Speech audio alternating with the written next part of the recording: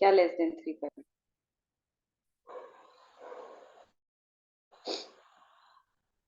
Bowl frequency less than 3 per week. ठीक है, causes क्या क्या हो सकते हैं कॉन्स्टिपेशन के?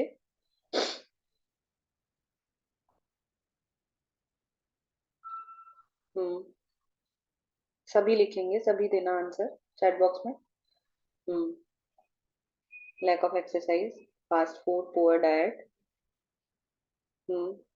और बताओ, सभी लिखो। लेस मोटिलिटी, ठीक है। ट्रैवलिंग की वजह से भी हो जाता है, ठीक है। सेडेंट्री लाइफस्टाइल हो गई, है ना।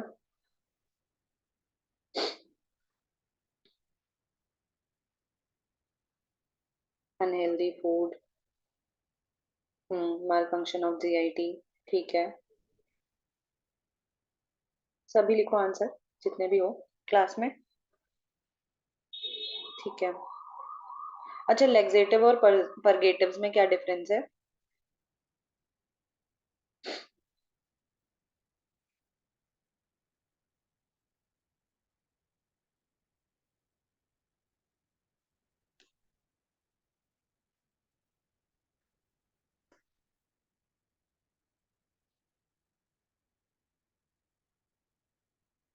इंटेंसिटी का डिफरेंस होता है, ठीक है। किसकी ज्यादा होती है इंटेंसिटी?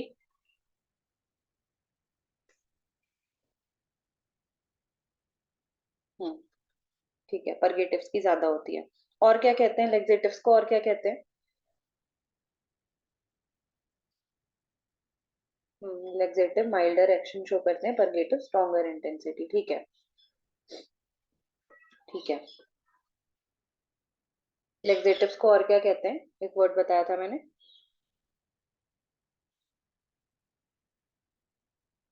क्या कहते हैं लेक्सेटिव्स को और? एपेरिएंट, ठीक है। लेक्सेटिव्स को एपेरिएंट भी बोला जाता है, और परगेटिव्स को क्या बोलते हैं? एपेरिएंट। और परगेटिव्स को क्या बोलते हैं? एक सी से वर्ड था।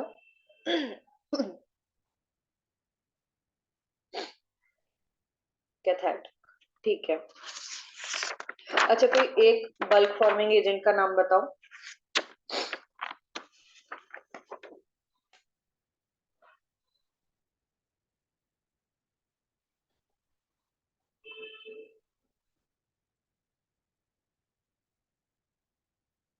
ईसबगोल, सॉफ्टोवैक, ठीक है।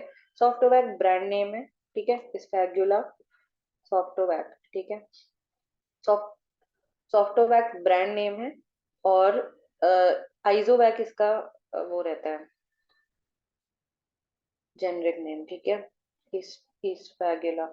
अगर ईसब घोल को हम ऐसी ड्राई फॉर्म में ले लेते हैं तो क्या दिक्कत आ सकती है?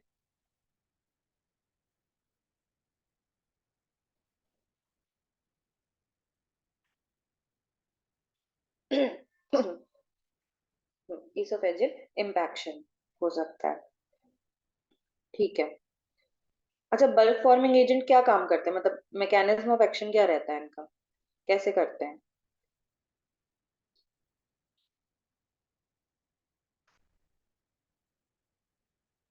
ठीक है, इसोफेजियल इम्पैक्शन। ये बताओ, बल्क फॉर्मिंग एजेंट काम कैसे करते हैं?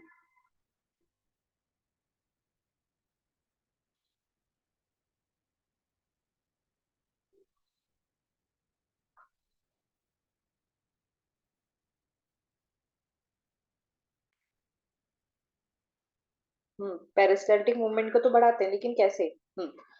Water absorbs water in intestine, swells and increase water content, ठीक है, बिल्कुल सही आंसर है। हाँ, स्टूल से अटैच होते हैं और क्या करते हैं उसमें, वाटर एब्जॉर्ब करा देते हैं बहुत ज्यादा, ठीक है। वाटर कंटेंट इंक्रीज होगा, जो स्टूल है वो बल्की हो जाएगा। बल्क फॉर्मिंग एजेंट नाम से ही ये आंसर देना है कि ये वाटर एब्जॉर्ब करा के उसका बल्क बढ़ा देते हैं, ठीक है। अब देखो, थोड़ी चीज है। मान लो कि जैसे इसमें समझो, जैसे इंटेस्टाइन है, यहाँ पे स्टूल है, यहाँ पे स्टूल है, यहाँ पे थोड़ा स्टूल है, यहाँ पे बीच में एयर है। ठीक है, अब ये निकलना भी चाहेगा ऊपर को, आगे एयर है, ये नहीं निकल पाएगा। अब हमने बल्क फॉर्मिंग एजेंट दिया, बल्क फॉर्मिंग एजेंट देने से ये इतना बड़ा हो गया, ठीक है, ये सारे बड़े बड़े हो गए। अब ये निकलना चाहेंगे, अगर इनको स्टिमुलस आएगा तो ये आसानी से पुश हो सकते हैं, ठीक है, बीच में कोई रुकावट नहीं आएगी। ठीक है, तो ये क्या था, बल्क फॉर्मिंग एजेंट देखे थे हमने। अब बताओ स्टूल सॉफ्टनर का एग्जांपल दो कोई।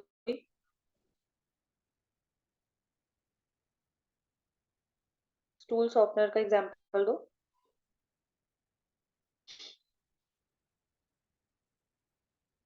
लिक्विड पैराफिन और डॉक्यूसेट्स बताया था मैंने, डॉस करके, ठीक है।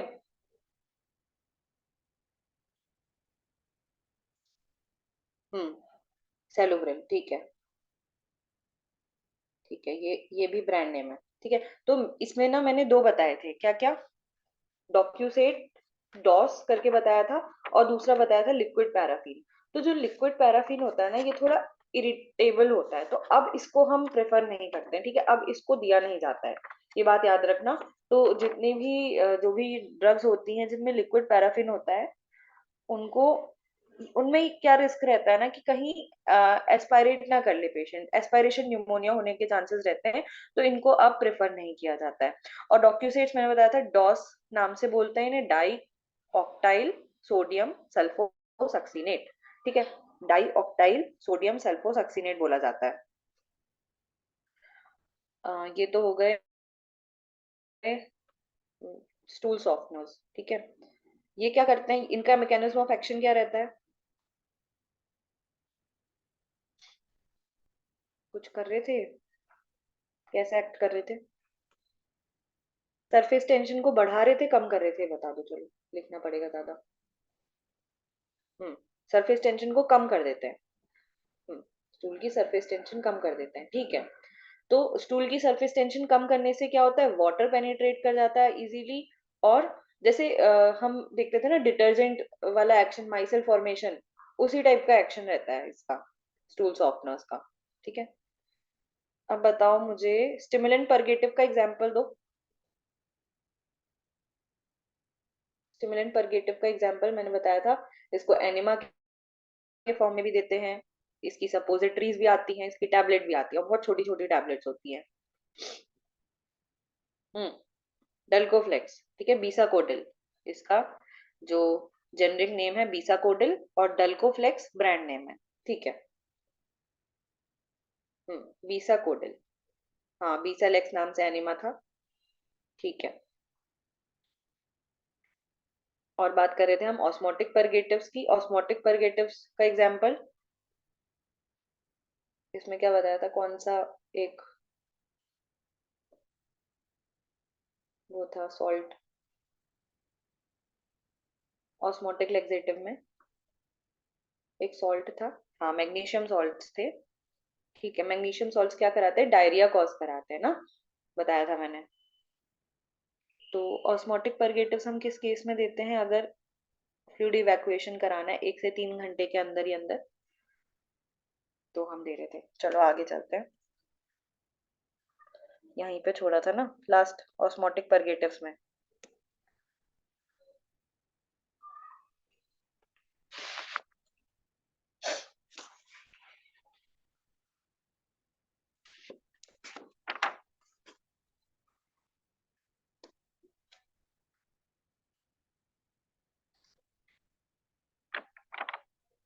ऑस्मोटिक परगेटिव्स का एग्जांपल बताओ, दो एग्जांपल बताए थे।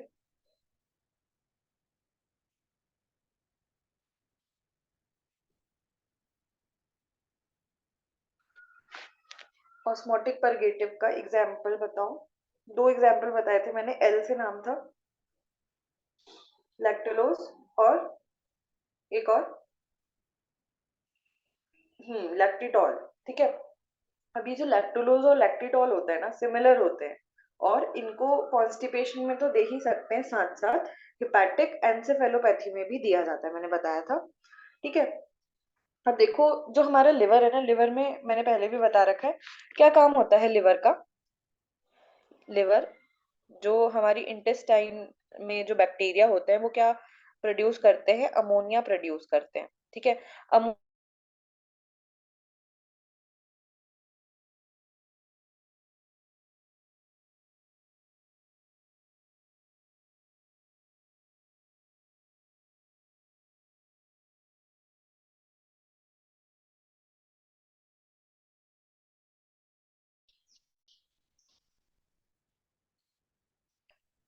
जो हमारा लिवर होता है ये अमोनिया को यूरिया में कन्वर्ट कर देता है, ठीक है। जो हमारे इंटेस्टाइन के बैक्टीरिया होते हैं वो अमोनिया प्रोड्यूस करते हैं और अमोनिया को यूरिया में कन्वर्ट कर देता है हमारा लिवर, ठीक है।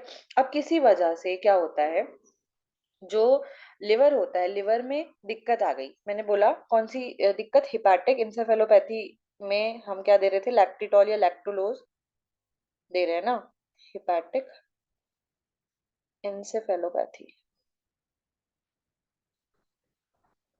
तो हिपैटिक ये मैंने पहले भी बता रखा, जब एनसेड्स बताया था तो रेस सिंड्रोम में बताया, हिपैटिक मींस लिवर, एनसेफेलो वर्ड आता है किसके लिए, ब्रेन के लिए, और पैथी मींस पैथोलॉजी, कोई भी गड़बड़ हो रही है, इसके लिए पीजी ले लेते हैं।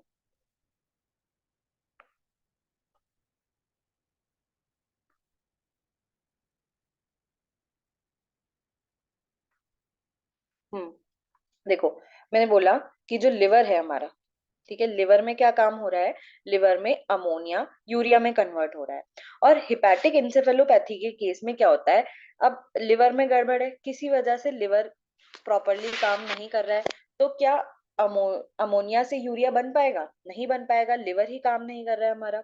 तो क्या होता है, बॉडी में अमोनिया बढ़ने लग जाता है, ठीक है। अमोनिया बढ़ता है बढ़ता है बढ़ता है और इतना बढ़ता जाता है कि ये ब्लड ब्रेन बैरियर को क्रॉस कर जाता है, ठीक है। तो ब्लड ब्रेन बैरियर को क्रॉस करने पर क्या होता है, ये ब्रेन में कुछ दिक्कत करने लगता है, जैसे कि फिट्स आने लग जाएंगे, ठीक है। और स्पीच गड़बड़ हो सकती है, ट्रेमर्स जिस एरिया को इफेक्ट कर दे, जैसे ब्रोकाज एरिया को इफेक्ट किया, स्पीच गड़बड़ हो गई, ठीक है। बहुत सारे एरियाज हैं, तो साइकेट्रिक प्रॉब्लम डेवलप कर सकता है। तो इस कंडीशन में भी क्या होता है, हम क्या देते हैं, लैक्टुलोज देते हैं। तो लैक्टुलोज क्या करता है, लैक्टुलोज इस अमोनिया को कन्वर्ट कर देता है अमोनियम आयन में, ठीक है। अब अमोनियम आयन भी यूरिया तो है नहीं, ठीक है, तो हमारा काम पूरी तरीके से तो नहीं हुआ। तो इस कंडीशन में लैक्टुलोज तो दिया ही जाता है, साथ ही साथ एक और ड्रग दी जाती है, दैट इज नियोमाइसिन। नियोमाइसिन क्या करती है, जो हमारा इंटेस्टिनल बैक्टीरिया होता है उसे ही किल कर देती है, ठीक है। जो कॉलोनिक बैक्टीरिया था, जो क्या प्रोड्यूस कर रहा था, अमोनिया प्रोड्यूस कर रहा था, वो ही अमोनिया प्रोड्यूस नहीं होगा क्योंकि हमने उस बैक्टीरिया को ही मार दिया, जिसकी वजह से इंप्रूवमेंट शो होता है।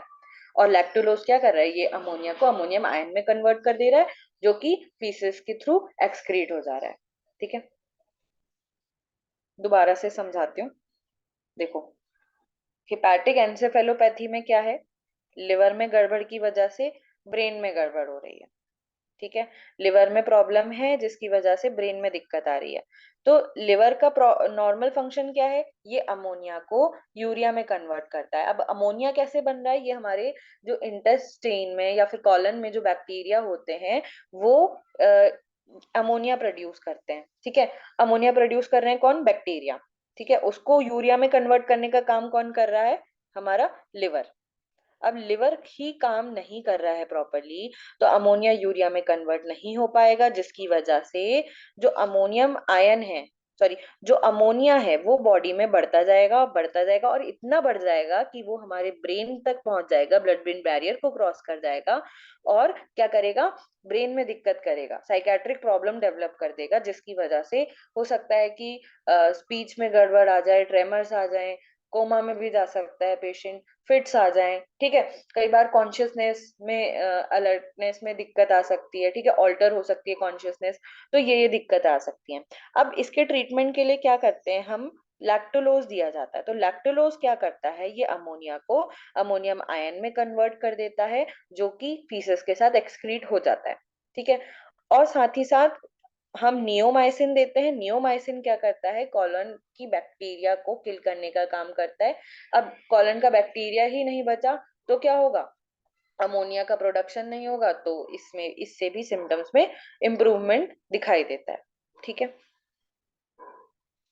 तो कौन कौन सी ड्रग्स दी हमने ट्रीटमेंट में इसके? नियोमायसिन, ये क्या करेगा? किल कॉलोनिक बैक्टीरिया, बैक्टीरिया मर गए जिसकी वजह से NH3 प्रोडक्शन डिक्रीजेस या नहीं होगा। ठीक है, कम होगा या नहीं होगा, और जिसकी वजह से इम्प्रूवमेंट दिखता है। दूसरा, दूसरा क्या था? Lactulose,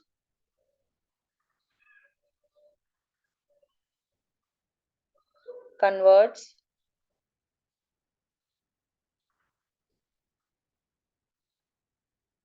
ammonia to ammonium ion and it is excreted with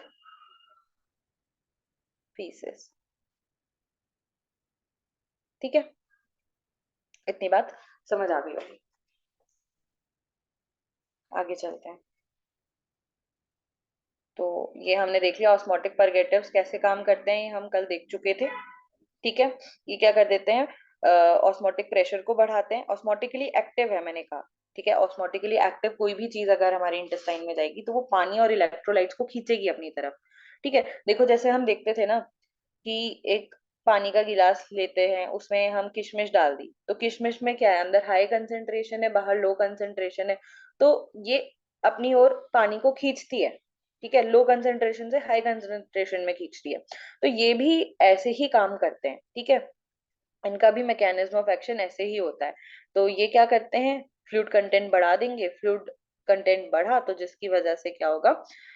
जो पेरिस्टालसिस है वो आसानी से होगा और स्टूल बाहर निकल जाएगा विद इन 1 to 3 आवर्स। ठीक है, अब यूजेस ऑफ परगेटिव्स देखते हैं।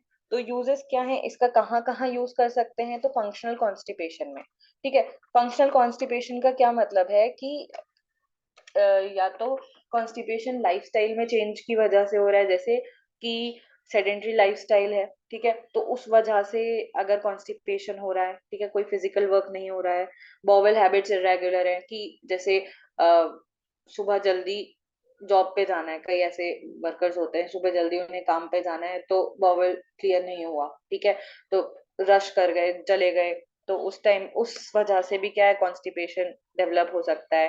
ठीक है, वाटर इनटेक कम है पेशेंट का। ठीक है, फाइबर इनटेक,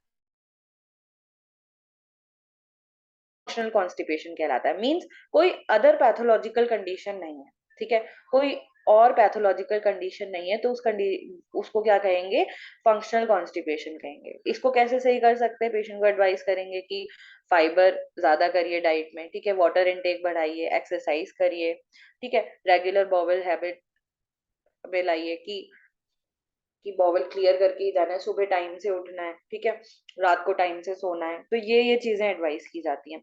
अब दूसरा क्या है? बेड रिडन पेशेंट है। ठीक है, कई बार क्या होता है, किसी की अगर सर्जरी हुई है, ठीक है, तो सर्जरी में क्या बोला जाता है? बेड बेड रेस्ट के लिए बोला जाता है। कई किसी की कोई मेजर सर्जरी हुई अगर, ठीक है, कई बार फ्रैक्चर के केसेस में, ठीक है, स्ट्रोक हो गया, हार्ट अटैक के केसेस में, जो बेड रिडन पेशेंट्स होते हैं उनमें अगर हमें कॉन्स्टिपेशन प्रिवेंट करना है, देखो दो तरह से ट्रीटमेंट होता है। एक तो प्रिवेंट करना है कि कॉन्स्टिपेशन आगे चल के हो ना।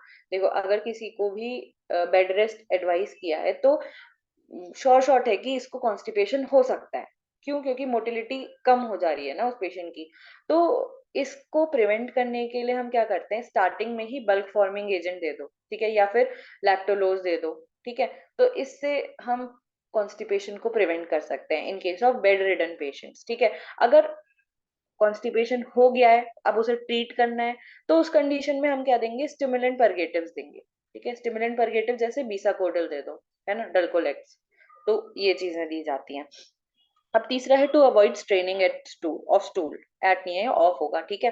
अवॉइड स्ट्रेनिंग ऑफ स्टूल, अब देखो बहुत ज्यादा जोर लगाना पड़ रहा है अगर पेशेंट को, ठीक है, कई केसेस होते हैं ऐसे, बहुत ज्यादा जोर लगाना पड़ रहा है, पाइल्स के केस में होता है, फिशर के केस में होता है, कई बार एनल सर्जरी हुई है किसी की तो उस केसेस में देखा जाता है, ठीक है, हर्निया के केस में देखा जाता है, कई बार इंग्वाइनल हर्निया होते हैं, ठीक है। तो उस कंडीशन में अगर पेशेंट बहुत ज्यादा जोर लगाता है तो उसे बहुत ज्यादा पेन होता है, ठीक है। तो उसको पेन ना हो तो उसके लिए हम क्या करते हैं, इस कंडीशन में लेग्जेटिव यूज करा जाता है। लेग्जेटिव मैंने पहले भी बताया था, जो माइल्ड स्टूल सॉफ्टनर्स होते हैं, जैसे बल्क लेग्जेटिव दे दो, ठीक है, लैक्टोलोज दे दो, तो माइल्ड एक्शन शो करने के लिए हम क्या करते हैं, स्टूल सॉफ्टनर्स दे देते हैं इस कंडीशन में, अगर हमें स्ट्रेनिंग नहीं करवानी है पेशेंट को, ठीक है, जोर लगा रहा है पेशेंट ज्यादा तो उसकी वजह से उसे पेन हो रहा है, उसको बाकी दिक्कतें भी हैं, तो उस कंडीशन में हम क्या करते हैं, लैक्टोलोज यूज करा जाता है। अगला, preparation of bowel before surgery colonoscopy, अब देखो किसी की सर्जरी होनी है, हमें पूरा पूरा खाली चाहिए, ठीक है, क्यों, क्योंकि हो सकता है कि कई बार जो स्टूल है वो दिक्कत कर सकता है सर्जरी के टाइम पे, तो सर्जरी के टाइम पे ब्लैडर और बाउल दोनों क्लियर कराया जाता है, ठीक है। तो इस केस में अगर हमें बाउल क्लियर कराना है तो इस केस में हम क्या देते हैं, स्टिमुलेंट परगेटिव्स यूज किए जाते हैं, जैसे बीसाकोडेल, ठीक है। हमें बहुत जल्दी अगर एक्शन चाहिए तो हम यूज करेंगे स्टिमुलेंट परगेटिव्स जो तुरंत एक्शन दिखा दे, ठीक है। स्टिमुलेंट परगेटिव्स यूज कर सकते हैं, ऑस्मोटिक परगेटिव्स यूज कर सकते हैं, ऑस्मोटिक लेक्सेटिव्स यूज कर सकते हैं, क्यों, क्योंकि वो भी तो 1 2 3 आवर में एक्शन शो कर रहे थे, ठीक है। अगर हमें बिल्कुल जल्दी इफेक्ट चाहिए तो हम क्या यूज करेंगे, हम यूज करेंगे स्टिमुलेंट परगेटिव्स या फिर ऑस्मोटिक लेक्सेटिव्स, ठीक है।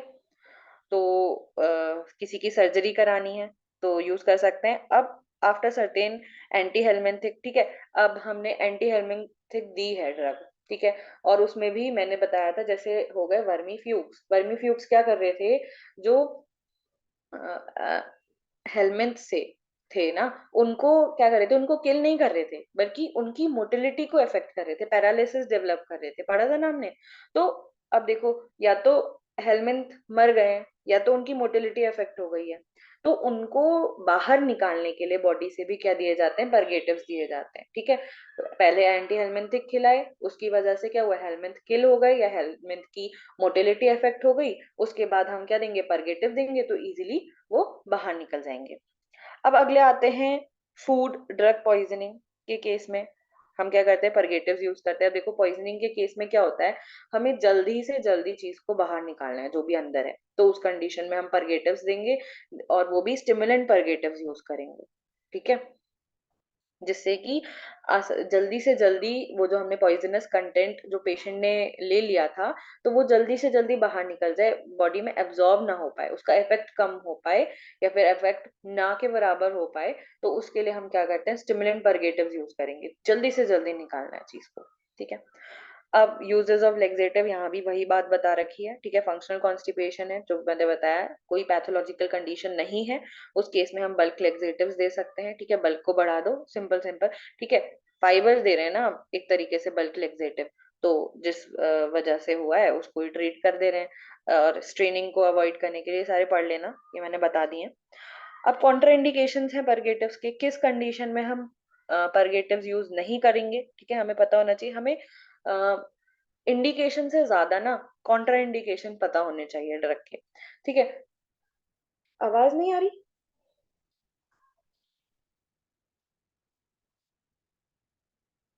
आवाज नहीं आ रही है क्या, अभी भी नहीं आ रही है, मैंने तो अभी देखा मैसेज,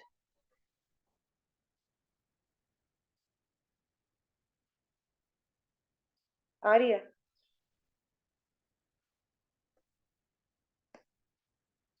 अच्छा मेरी एकदम से नजर गई, मैंने मैसेज देखा, आ रही है, ठीक है, चलो ठीक है। देखो कॉन्ट्राइंडिकेशंस ऑफ परगेटिव्स क्या होते हैं, कॉन्ट्राइंडिकेशन, अगर अनडायग्नोज्ड एब्डोमिनल पेन है, ठीक है, अनडायग्नोज्ड एब्डोमिनल पेन का मतलब कि हमें पता नहीं है किस वजह से एब्डोमेन में पेन हो रहा है और हमने परगेटिव्स दे दिए कि हो सकता है इसको कॉन्स्टिपेशन हो इस वजह से पेन हो रहा है तो हमने दे दिए परगेटिव्स, तो ऐसा नहीं करना है, ठीक है। अगर हमें पता नहीं है कि किस वजह से पेन हो रहा है तो उस कंडीशन में हम क्या करेंगे, हम परगेटिव्स को नहीं देंगे, ठीक है। अब जैसे कि कॉलिक पेन हो गया, ठीक है, कई वजह से, जैसे बीच में अगर नैरोइंग हो गई है इंटेस्टाइन की, कोई ट्यूमर है, तो उस कंडीशन में भी नहीं देंगे। ठीक है, क्यों? क्योंकि पेन किसी और वजह से हो रहा है, हमें उसको ट्रीट करना है जिस वजह से पेन आ रहा है। ठीक है, कॉन्स्टिपेशन वाली ड्रग्स नहीं देंगे इस केस में। ठीक है, दूसरा क्या है, सेकेंडरी कॉन्स्टिपेशन। ठीक है, सेकेंडरी कॉन्स्टिपेशन का क्या मतलब है? पहला तो मैंने बताया फंक्शनल कॉन्स्टिपेशन, जो कोई भी पैथोलॉजिकल कंडीशन की वजह से नहीं हो रहा था, वो बस लाइफस्टाइल की वजह से हो रहा था। अब सेकेंडरी कॉन्स्टिपेशन क्या होता है? सेकेंडरी कॉन्स्टिपेशन का मतलब है constipation due to any disease. ठीक है, किसी दूसरी डिजीज की वजह से अगर कॉन्स्टिपेशन हो रहा है, तो उस कंडीशन में भी हम परगेटिव्स यूज नहीं करते हैं। ठीक है, क्यों नहीं करते हैं? क्योंकि देखो कॉन्स्टिपेशन का रीजन कुछ और है। ठीक है, अगर हमने उस रीजन को ट्रीट कर दिया तो कॉन्स्टिपेशन अपने आप ही नहीं होगा। ठीक है, बहुत सी ऐसी डिजीजेस होती हैं या बहुत सी ऐसी ड्रग्स होती हैं जिनको लेने से कॉन्स्टिपेशन रहता है। ठीक है, तो जनरली देखोगे जो डायबिटीज के पेशेंट होते हैं वो भी कंप्लेन करते हैं कॉन्स्टिपेशन की। ठीक है, तो इस कंडीशन में भी हम क्या करते हैं, हम परगेटिव्स नहीं देते हैं। ठीक है, अगला स्ट्रिक्चर। ठीक है, स्ट्रक्चर मीन्स होता है कई बार इंटेस्टाइन की नैरोइंग हो गई, किसकी वजह से, कई बार फाइब्रोसिस हो जाता है, कोई ट्यूमर है, मैलिग्नेंसी है, उसकी वजह से अगर इंटेस्टाइन की नैरोइंग हो गई, तो उस कंडीशन में भी हम परगेटिव्स नहीं देते हैं। ठीक है, अगला क्या है, मैलिग्नेंसी और हाइपर सेंसिटिविटी के केस में कई बार कुछ पेशेंट ऐसे होते हैं जिनको ड्रग ही सूट नहीं करती है, तो उस कंडीशन में भी हम परगेटिव्स नहीं देते हैं। अगला कुछ ऐसी कंडीशन होती है जैसे हाइपोथायराइडिज्म हो गया, उसमें भी क्या रहता है, कॉन्स्टिपेशन रहता है। ठीक है, हाइपर कैल्सिमिया हो गया, तो इस कंडीशन में भी हम क्या करते हैं, हम परगेटिव्स नहीं देंगे। ठीक है, तो हमने कॉन्ट्रा इंडिकेशंस देख लिए। अब सब सम कंबाइंड ड्रग्स हैं, एगेरॉल और क्रिमेफिन, ये पढ़ लेना, ज्यादा इंपॉर्टेंट नहीं है। देखो इसमें पैराफिन है, तो पैराफिन अब यूज नहीं किया जाता है। ठीक है, अब बुक में था तो मैंने लिख दिया है। बाकी कुछ नहीं है, आज हमारा constipation for drugs for constipation complete हुआ। ठीक है, आगे हम एंटी एमेटिक्स देखेंगे। कोई डाउट होगा तो टेक्स्ट कर देना। ठीक है, थैंक यू।